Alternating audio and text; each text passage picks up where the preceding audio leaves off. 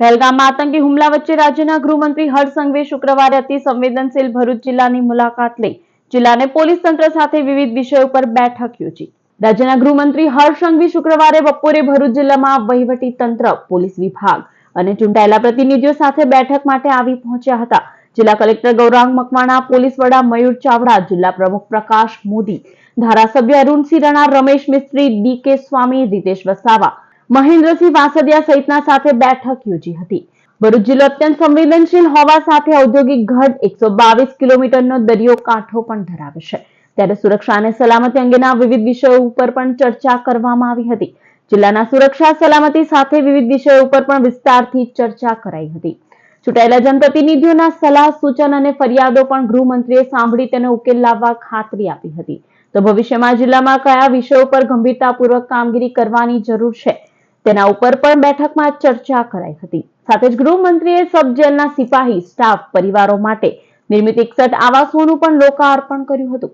જોકે તેઓએ પહેલગામની આતંકી ઘટના અને ગુજરાતમાં સુરક્ષા અંગે વડોદરામાં વિસ્તારથી માહિતી અપાઈ હોય ભરૂચના મીડિયાને કંઈ પણ કહેવાનું ટાળ્યું હતું।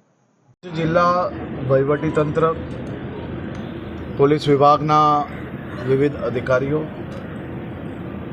ચૂંટાયેલા પ્રતિનિધિઓ અને સૌ લોકો સાથે બેસીને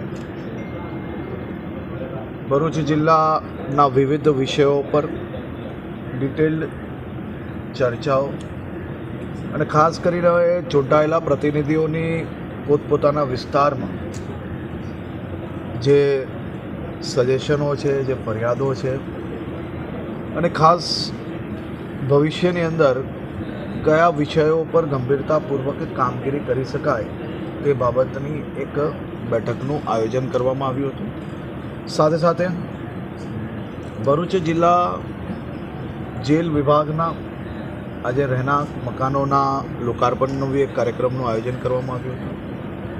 આ રહેણાંક મકાનો થકી જેલ વિભાગના અમારા સિપાહીઓને, એમના પરિવારજનો જોડે એમની બધી જ મનોકામનાઓ અહીંયા પૂરી કરી શકે, પોતપોતાના પરિવારના બધા જ સપનાઓ અહીંયા સાકાર થાય તેવી હું શુભકામનાઓ આપું છું। આભાર। સર, પહેલગામમાં જે હુમલો થયો છે તે બાદ ગુજરાતની સુરક્ષા બાબતે શું કહેશો?